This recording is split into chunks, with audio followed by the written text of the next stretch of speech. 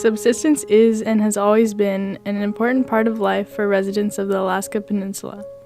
Some people don't think of it as subsistence, but just our way of life. There have been many changes to our way of life over the years. Our main sources of food have migrated, primarily because of a changing climate. Due to this, we've had to rely on other subsistence resources. Across the Alaska Peninsula, lifetime subsistence users all share a dedication for their home, resources, and future. Despite troubled times and obstacles, we have found a way to adapt and hold hope for future generations, subsistence users, and our culture. Yes, I think it's always important to have subsistence way of life. I don't know what I would do if I couldn't have fish here. I mean,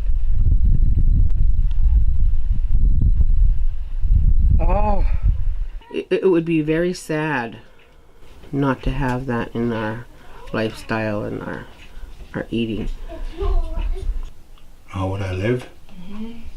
Maybe I wouldn't be if I didn't have them. I don't know. I can't say how I'd live without it. I would have to just have to eat what I could, I guess, to survive, but I can't eat as much beef because I get a stomach ache. That's why I'm always having to have the wild game all the time. I don't go without moose or caribou. If I gotta go fly somewhere else to get it, I'll get it. I don't know. Probably move to where there is some. There's always something out there. I mean, we have the ocean too, because we do get clams, shrimp, crab, octopus from the ocean down there. So there's always something. There used to be lots of caribou up here, but not as much down Perryville or Chignik. So we'd say, we'll get you a caribou if you bring us up salmon or clams, or octopus or whatnot. So there's a lot of exchanging going around there. So we'll find a way to get it.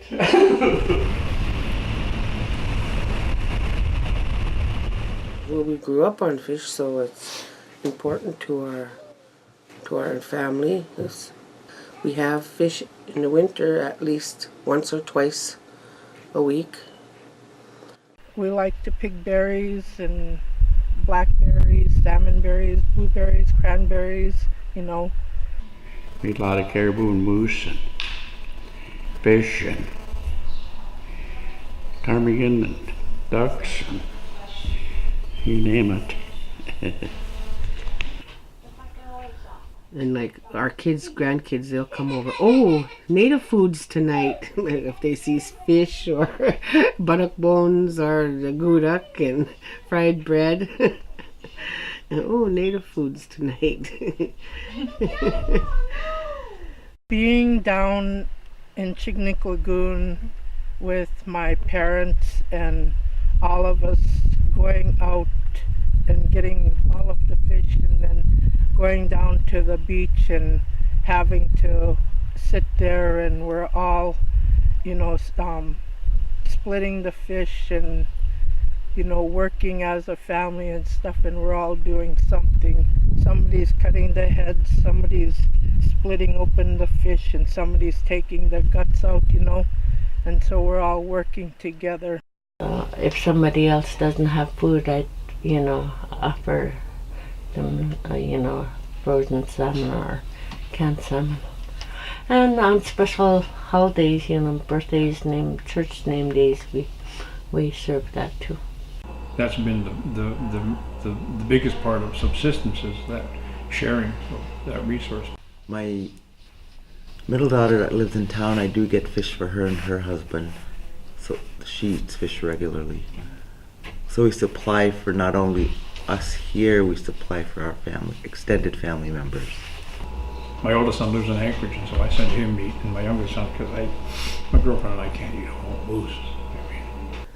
And if we get seagull eggs, people, and you pick extra so you can share with the elders or... The definition of subsistence is the meager take to sustain, and we hunt to share with the elders. We're taught as children, when we get our first animal, that's shared with the elders. You can't eat your first kill because it belongs to everybody else. Well, usually my children to bring me salmon. I used to have a subsistence net, but that got to be too much because we don't need that much fish. Yeah, everybody gets called. As soon as somebody gets a moose, they'll usually call, have people come by and grab some. Same with fish. If somebody goes out and gets a lot of fish too, the same way. Call around and ask if somebody needs some. I wouldn't have anything if there was no sharing.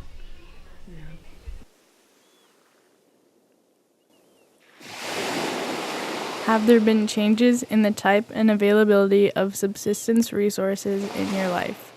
Yes, there's more store-bought food now, you know, because there's hardly any moose or caribou that hardly come around our village. But there's fish. There's all different kinds of fish we could cook too. So I always tell my sons, don't ever say we have nothing to eat, because we always have something to eat. I miss all the salmon berries we used to get.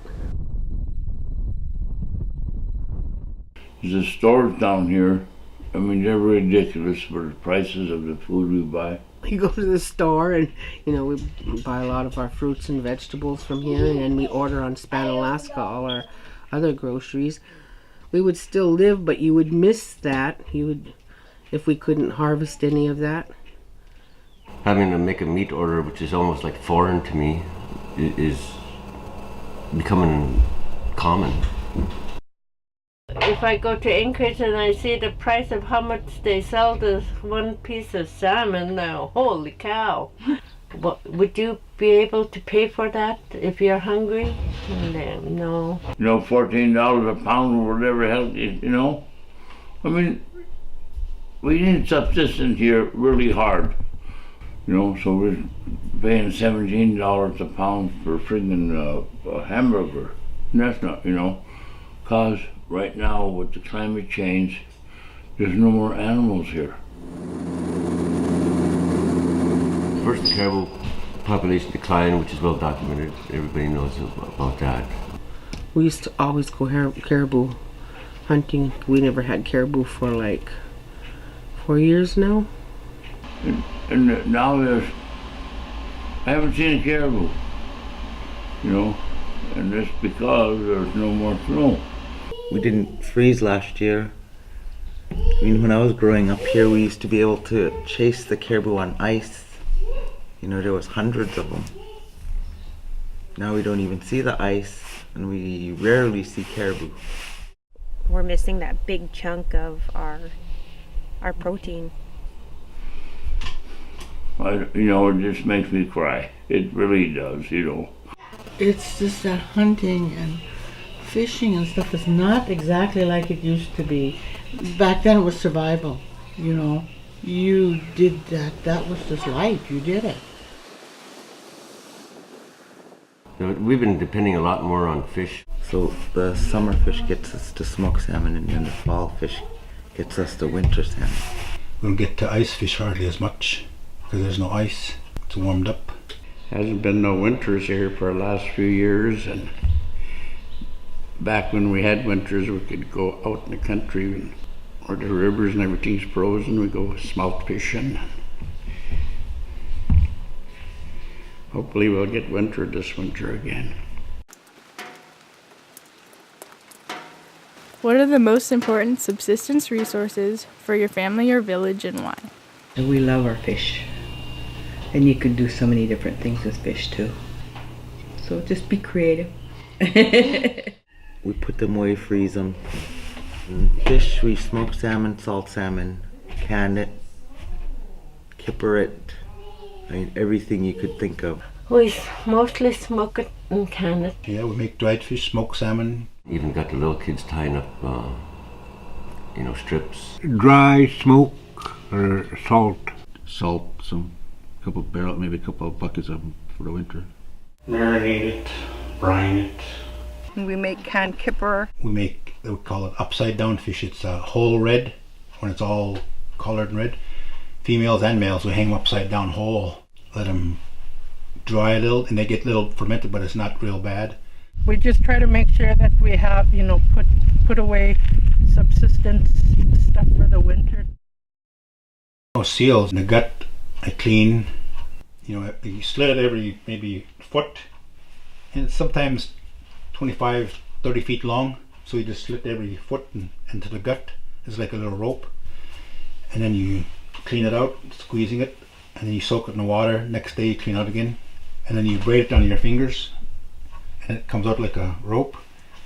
And it sometimes comes out real long, and after you're done braiding that, you take a strip of fat and meat that you took off the seal after you skin it, and you stuff it into that gut, and you put it into the pot like a coiled rope, and you boil it, and it cools off, and you cut it like salami.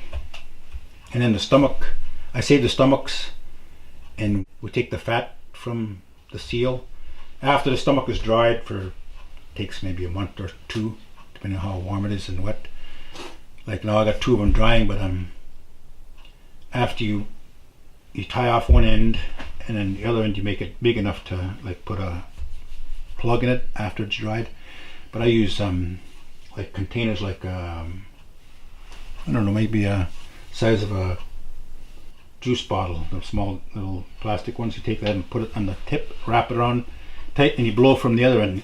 Before you blow it up though, you put little marks like this right here, make little flowers, and you put, when you blow it up, it'll make that flower, because there's 2 layers in the stomach, and it'll look just like this right here. And then we dry it out, and you just hang it outside. After it's dry, then you start filling with the fat chunks. When you put the fat chunks in there, they'll shrink, and then the oil will come up, and you just pour the oil out into jars. I love my berries. I make the jams and stuff, so I love my berries. Agouti, cobblers, breads, cakes. We'll make jams and jellies. Yeah, I make pie filling and jam. We've made agouti, then I freeze them. Otherwise, I make jam, or sometimes I make pie with it. I sew with animal skins and furs to make hats, mittens, mucklucks for babies, and headbands and decorations for knitted hats or table runners or other things like that. Grass baskets. Yeah, she did the baskets. Someone from Agiogik, she showed me, they made out of the fish skins, they made little tiny figurines, little woman carrying fish. It was so cute, out of the fish skin. I got wolf skins, sea otter skins, and I just, you were too lazy to make me something. We tend to only use what we take, so after we killed the seal, we get it tanned and I turn it into a hat. It helps my family stay warm. Instead of having to buy something from a store, since we don't have a store, it helps us by just keeping that much money at home for other things. But it's lots of work. To make any of that stuff anymore is a lot of work. What are your thoughts regarding subsistence and younger generations? When I was a kid, us kids helped all the elders. But now it isn't like that anymore. See, the younger ones don't pay attention as much to trying to harvest salmon. When they're younger, they always came and helped, and then they reach a certain age and then they're always out doing something else, riding a bike or whatnot. Kids are lazy nowadays. There's too many 3-wheelers, there's too many video games, there's too many movies, cartoons, or I just want to sit in the house today. Too many bugs. Always excuses.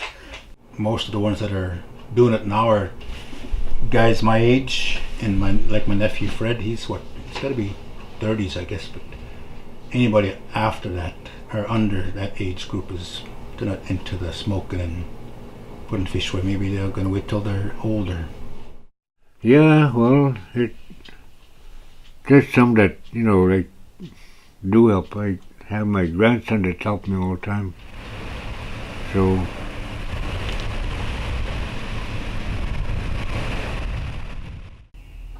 the elders always say, we'll have really hard times soon, and they need to learn how to survive from, nature, and know what kind of food they could eat from the wild or, nature.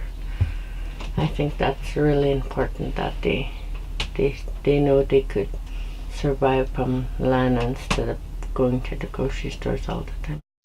It's important for the kids to see that whole process, that you don't just kill something, you eat it and you use it.